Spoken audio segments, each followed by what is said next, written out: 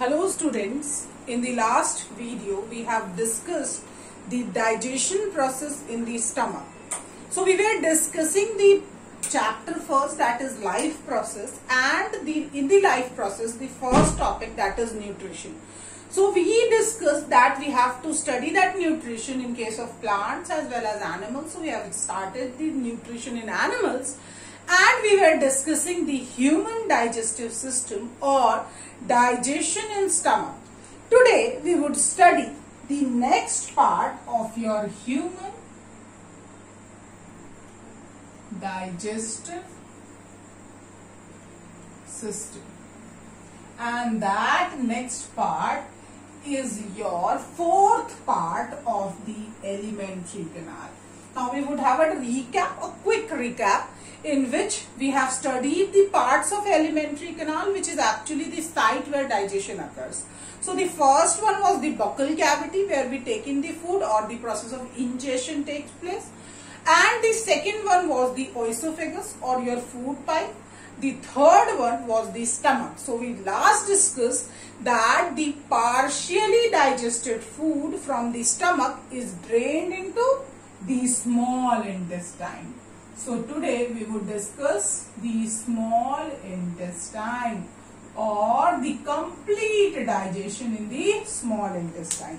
Now we can say that it is the principal organ for both digestion as well as absorption of food. So this is important. What? This is the ideal organ or the principal organ where the digestion is completed and hence the absorption process starts. So we can say the partially digested food called chyme from stomach is drained into the first part of small intestine, that is duodenum. So here we can say that your small intestine is divided into three basic parts. This is named small intestine, but it is actually the largest part of your alimentary canal. Now we would say small intestine is the largest part of alimentary canal, which is approx 6.5 meter long. Now we can say this is very long. So the small intestine is the longest part of your or the largest part of your alimentary canal because it covers 6.5 meter of the alimentary canal. Now why it is named small intestine? So it is named so because of its narrower lumen. So it is thin, or it is having a thin lumen. It is thinner in size, but it is longer. So this name small and large intestine is not given on the basis of length. It is given on the basis of width. So the small intestine would have a narrower lumen. That's why it is known as small intestine. Now it is clear why it is named small intestine. And we said it is divided into three parts because it is occupying a long distance, that is 6.5 meter long. So we are saying we would divide that small intestine into three basic parts. Those are duodenum, the first part, jejunum, the next part, and the last one, which is the longest, ileum. Among these, this one is the longest and highly coiled. So we can say it is longest and highly coiled. So all small intestine part is highly convoluted, or it is coiled, because it is of a longer length. Hence, due to that, it has to get into a specific space which is covered by the large intestine. That's why it is convoluted, or it is coiled one over the other to fit into that place which is actually inside or internally located in the beneath or in the center part of the large intestine. So we are saying the digestion gets completed here in the duodenum part. So that kind which was partially digested in the stomach is now passing into the first part of the small intestine, that is duodenum, and there it is going on further digestion. How? Or what are the enzymes which are responsible for complete digestion in duodenum? So we can say complete digestion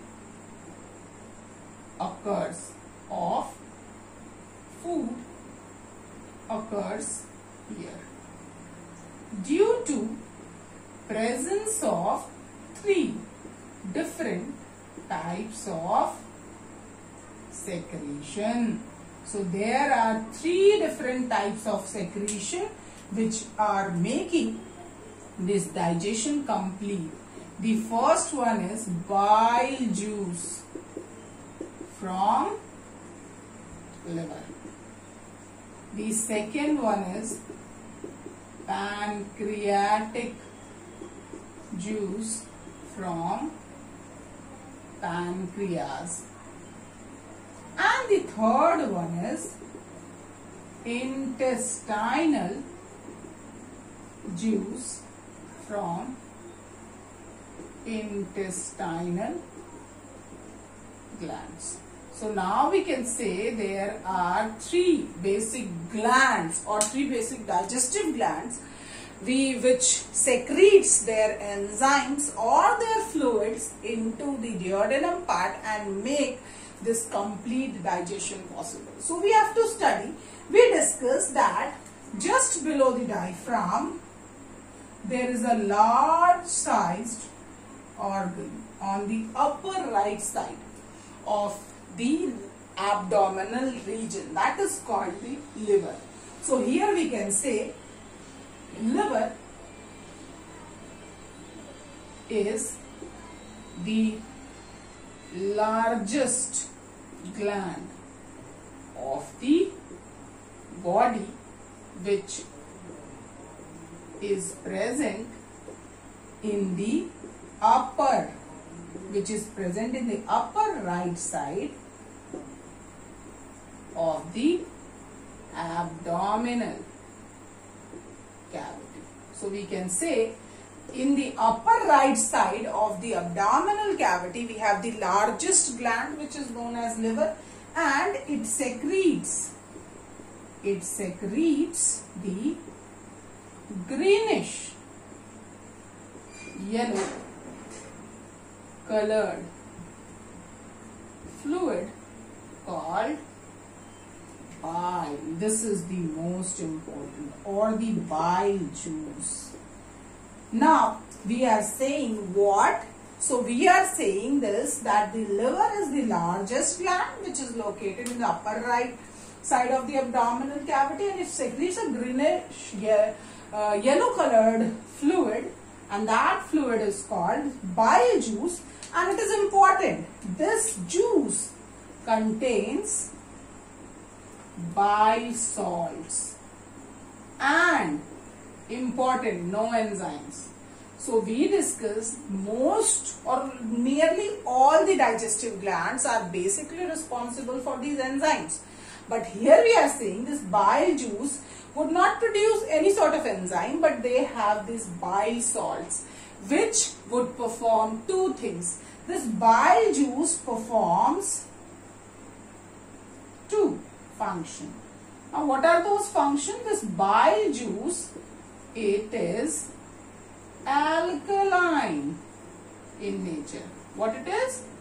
It is alkaline in nature, so important for converting the acidic food or converting the acidic kind into alkaline form.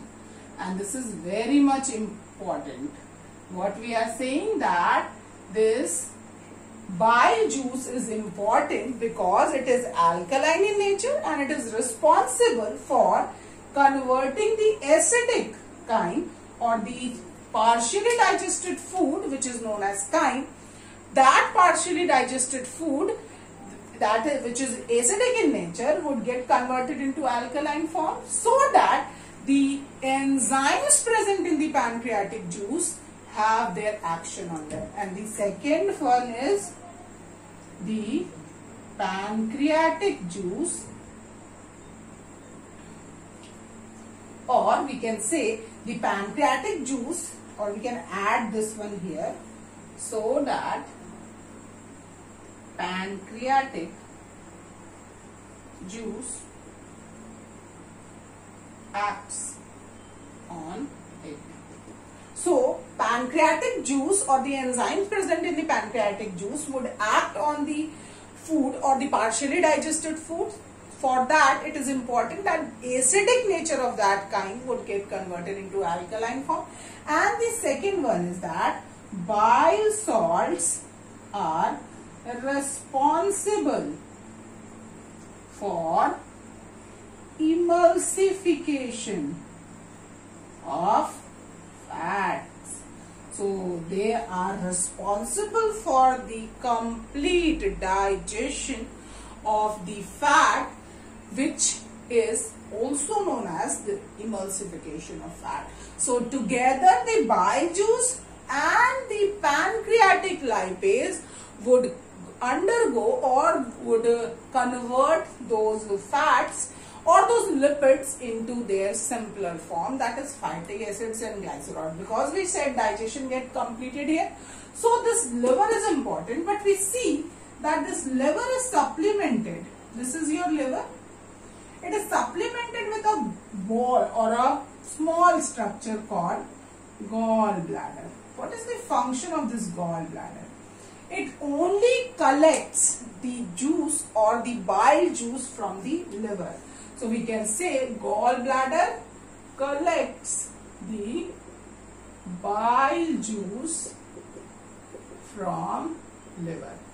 So it is collecting that juice from that liver, and then through a duct it is going downwards. And downwards, just beneath the stomach region, imagine this is your stomach region here. So here in this, beneath the stomach region, there is another gland called pancreas, leaf shape. So we said liver is the largest gland. So pancreas is what? Leaf or ribbon shaped gland present beneath the stomach. It is present beneath the stomach, and it would also drain the pancreatic juice into now this part. So the duct which is coming from here or from the liver is called hepatic duct. What is that? Hepatic duct. Now this hepatic duct is getting fused with this one. This one is the pancreatic duct. Now this pancreatic duct and hepatic duct is getting fused to form a broader structure. This broader structure is called hepatopancreatic ampulla.